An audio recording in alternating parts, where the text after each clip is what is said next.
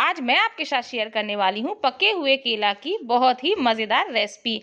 I hope आपको आज की रेसिपी बहुत बहुत ज़्यादा पसंद आएगी। बहुत ही जूसी, बहुत ही टेस्टी बनती है। तो आइए देखते हैं ये रेसिपी कौन सी है और इसे कैसे बनाना है।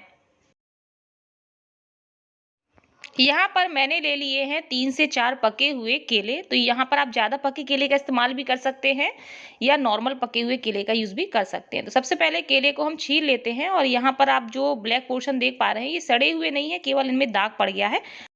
तो आप एक बार चेक कर लीजिएगा, अगर सड़ा गला कोई है केला तो उसको अलग कर दीजिएगा।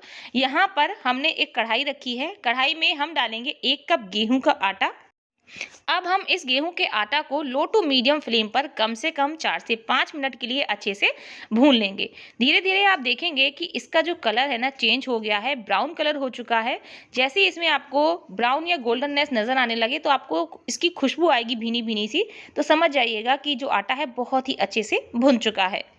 तो 4-5 मिनट में ही आप देख सकते हैं आटा का कलर बिल्कुल चेंज हो चुका है और बहुत ही अच्छी सी खुशबू आ रही है। तो चलिए इसको हम अलग प्लेट में निकाल लेते हैं। अब वापस से हमने वही कढ़ाई ले ली है और इसमें हमने जो पके हुए केले छील करके रखे हुए थे, हम केले सीधे ही कढ़ाई में रखेंगे। और ये मैंने लिया है आधा ग्लास दूध, तो दूध भी हम डाल देते हैं। गैस को हम हाई कर देंगे ताकि जल्दी से दूध में उबाल आ जाए। और आप देख सकते हैं दूध में उबाल आ चुकी है।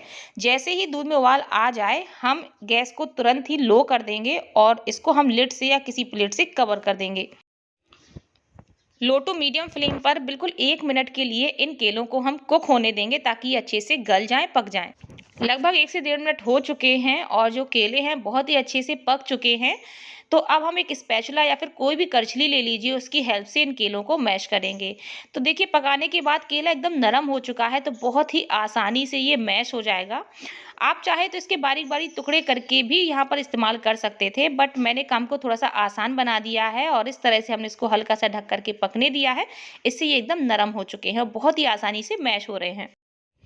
तो केले बहुत अच्छे से मैश हो चुके हैं। तो अब हम इसमें डालेंगे थोड़ी सी चीनी। यहाँ पर हमें चीनी का कम ही इस्तेमाल करना है क्योंकि बाद में अभी हम और इस्तेमाल करेंगे। और आधा कप ही यहाँ पर मैंने डेसिकेटेड कोकोनट यानी कि नारियल का बुरादा डाल दिया है। तो बस इनको भी हम अच्छे से मिक्स करेंगे जब तक कि चीनी अच्छे से डिजोल्व नहीं हो जाती। और इसको स्पैचुला से हल्का हल्का सा हम दबाते जाएंगे ताकि केले और भी अच्छे से मैश होते जाएं। तो आप देख सकते हैं केला बहुत अच्छे से मैश हो चुके हैं और जो चीनी थी वो भी मेल्ट हो चुकी है। तो अब हमने जो भुना हुआ आटा लिया था ना, गेहूं का आटा, इस आटा को हम डालेंगे और फ्लेम हम बिल्कुल लो टू मीडियम ही रखेंगे और स्पैचुला से लगातार ही इसको अच्छे से मिक्स करते हुए चलाएंगे। धीरे धीरे आप देखेंगे कि जैसे जैसे ये मिक्स होता जा रहा है वैसे वैसे ही इसमें थिकनेस आती जा रही है। तो बस लो फ्लेम पर इसको हम लगातार इसी तरह से स्पैचुला से दबाते हुए अच्छे से चलाते जाएंगे। धीरे धीरे ये जो मिश्रण है ना, ये पैन या कढ़ाई जो भी आपने लिया हुआ है उसका तले को छोड़ना शुरू कर देगा और सिमट करके एक ही जगह पर आ जाएगा। इस पूरे प्रोसेस में यहाँ पर आपको 5 मिनट का समय लगभग लग जाएगा। तो थोड़ी ही देर में आप देख सकते हैं कि मिश्रण एक जगह बिल्कुल सिमट गया है और एकदम डो के फॉर्म में आ चुका है। देखिए बिल्कुल भी चिपक नहीं रहा है, ना ही स्पैचुला में ना ही कढ़ाई में। और जैसे ही ऐसे टेक्सचर में डो आ जाता है तो बस अब हम गैस को बंद कर देंगे और इस मिश्रण को हम ठंडा होने के लिए रख देते हैं। जब तक केले वाला डो ठंडा हो रहा है जब तक हम इसके चाशनी की तैयारी कर लेंगे। तो यहाँ पर मैंने एक छोटी सी कढ़ाई ले ली है, इसमें हम 1 कप चीनी डालेंगे। मैंने बोला था मैं वहाँ पर भी चीनी का इस्तेमाल कर रही हूँ, क्यों अभी मैं उसका रीज़न बताती हूँ। आप चाहे तो वहाँ पर इस्तेमाल ना करें क्योंकि यहाँ पर तो हम कर ही रहे हैं चाशनी में। तो 1 कप चीनी में हमने यहाँ पर 1 कप ही पानी डाल दिया है और फटाफट से हम चीनी को डिज़ोल्व होने देते हैं। चीनी डिज़ोल्व हो चुकी है तो फ्लेवर के लिए थोड़ा सा इसमें इलायची पाउडर ऐड कर देते हैं और थोड़े से मेरे पास केसर के धागे हैं, अच्छा कलर आ जाए बस इसके लिए। तो हम धागे भी डाल देंगे और अब हम चाशनी को हल्का सा चिपचिपा होने तक पकाएंगे। हमें यहाँ पर तार वार बिल्कुल नहीं बनाना है, बस हल्की सी गाढ़ी सी चाशनी हो जाए, चिपचिपी टाइप की, बस इतना ही हमें इसको पकाना है। तो फाइनली जो चाशनी है बनकर के बिल्कुल रेडी हो चुकी है। आप चाहे तो इस तरह से चेक भी कर लीजिएगा। देखिए तार नहीं बन रहा है, केवल ये चिपचिपी हो गई है। तो गैस को हम बंद कर देंगे, चाशनी को साइड में रख देते हैं। यहाँ पर जो मिश्रण है ये ठंडा हो चुका है और अब हम इसको अच्छे से मसल करके एक बारी चिकना कर लेते हैं। तो आपको खूब अच्छे से इसको मसल मसल कर चिकना कर लेना है ताकि जब हम इससे अपनी रेसिपी बनाएंगे तो वो फटे ना। हमने डो को बढ़िया से मसल करके चिकना कर लिया है। हथेलियों में हम हल्का सा घी लगा लेते हैं और थोड़ा सा हम मिश्रण लेंगे और इसको दोनों हथेलियों की मदद से अच्छे से रोल करते हुए हल्का सा चपटा टिक्की के शेप में बनाएंगे। अब यहाँ पर मैंने इस तरह से एक करछली ले ली है डिज़ाइन के लिए। इसको हम बीचों बीच रख करके हल्का सा दबा देते हैं और इस तरह से खूबसूरत सी डिज़ाइन बना करके तैयार कर लेंगे। फिर से आप देख लीजिए, बहुत ही आसान है। थोड़ा सा मिश्रण लेंगे, इसको हथेलियों से अच्छे से दबाते हुए पहले गोल करेंगे, फिर हल्का सा हम चपटा कर देंगे, थोड़ा सा प्रॉपर शेप देंगे और ये जो करछली है इसको हम बीचों बीच दबा देंगे। थोड़ा सा जोर लगा करके दबाएंगे ताकि उभरी हुई डिज़ाइन आए। और देखिए कितनी प्यारी सी खूबसूरत सी डिज़ाइन आ गई है। आज हम केले की बहुत ही नए तरीके की मिठाई बनाने वाले हैं जो कि खाने में बहुत ज़्यादा टेस्टी लगती है। तो इसी तरह से हम सारी ही मिठाई को बना करके रेडी कर लेते हैं।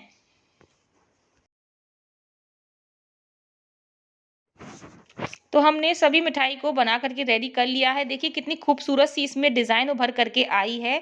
देखने में कोई नहीं कह सकता कि इस डिज़ाइन को हमने इस करछली की मदद से बनाया है। आप चाहे तो इसको सिंपल भी रहने दे सकते हैं, डिज़ाइन देने की ज़रूरत नहीं है, बट मैंने इसको अच्छा लुक देने के लिए डिज़ाइन दे दी है इसमें। अब यहाँ पर हमने एक पैन में तेल गरम होने के लिए रख दिया है। यहाँ पर मैं रिफाइंड ऑयल का यूज़ कर रही हूँ, आप चाहे तो यहाँ पर देसी घी का यूज़ भी कर सकते हैं। थोड़ी सी गोली डाल करके देखेंगे, ये तुरंत ही ऊपर आ गई है तैर करके, तो इसको हम निकाल लेते हैं और ये जो मिठाई है ना इसको हम तेल में डालेंगे। बीच में थोड़ा सा स्पेस छोड़िएगा, ज़्यादा ज्वाइंट करते हुए नहीं डालिएगा वरना ये फट भी सकती है, तो इस चीज़ का ध्यान रखिए। और फ्लेम आपको बिल्कुल मीडियम रखनी है, हाई नहीं करनी है।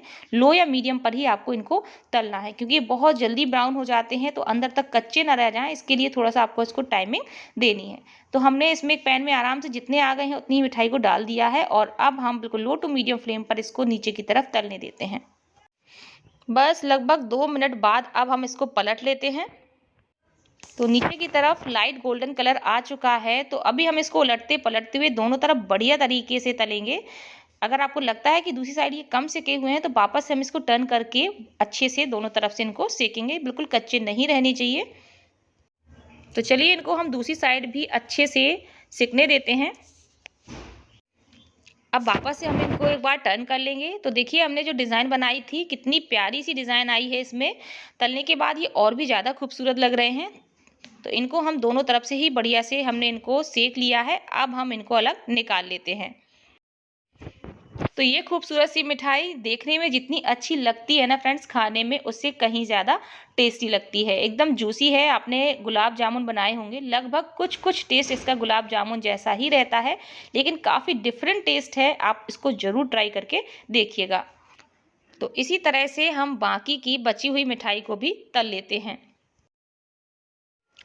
तो यहाँ पर जो चाशनी थी, इस चाशनी में हम अपनी ये जो तली हुई मिठाई है इसको गरमा गरम ही डाल देंगे। देखिए कितनी सॉफ्ट, मैं आपको दिखा देती हूँ। ये देखिए एकदम नरम बनी हुई है। तो यहाँ पर मैंने आपको एक चीज़ बताई थी कि हम इसमें चीनी 2 बार ऐड क्यों कर रहे हैं। इसलिए कर रहे हैं कि इसकी एक खासियत ये है कि आप चाहे तो इसको चाशनी में डुबो करके भी बना सकते हैं जैसे गुलाब जामुन होते हैं, या फिर आप इसको बिना चाशनी में डुबो यानी कि सीधे तेल में तल करके जैसा कि मैं डाल रही हूँ ऐसे भी खा सकते हैं। दोनों ही तरीके से ये बहुत बहुत टेस्टी लगते हैं। तो इसीलिए मैंने यहाँ पर 2 बार चीनी ऐड की थी। अगर आप चाशनी नहीं भी बनाएंगे तो भी आप इसको ऐसे ही खा सकते हैं। तो चलिए हम इसको चाशनी में डुबो देते हैं और 2-3 मिनट के लिए हम छोड़ देते हैं। जब आप चाशनी में डुबोएं तो ये जो मिठाई है ये गर्म होनी चाहिए या फिर चाशनी गर्म होनी चाहिए, दो में से एक चीज़ें गर्म होनी ज़रूरी है। तो हमने 2 मिनट के लिए इसको चाशनी में छोड़ दिया था। तो चलिए अब हम इसको निकाल करके प्लेट में सर्व कर लेते हैं। तो देखिए कितनी जूसी बनी है और देखने में लुक देखिए इसका कितना ज़्यादा प्यारा आया है। तो अभी मैं आपको तोड़ करके भी दिखाऊंगी कि ये मिठाई कितनी जूसी है और कितनी ज़्यादा सॉफ्ट है, मतलब मुंह में डालेंगे आप और घुल जाएगी। सेकंड बैच भी हमारा तल चुका है, तो इसको भी हम निकाल लेते हैं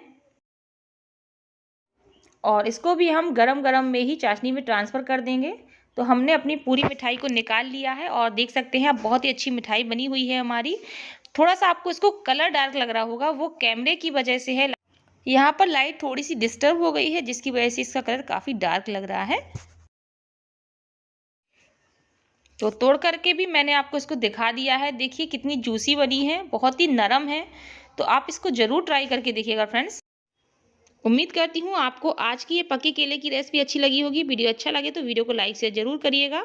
फिर मिलते हैं अगली रेसिपी में, तब तक के लिए बाय बाय, टेक केयर।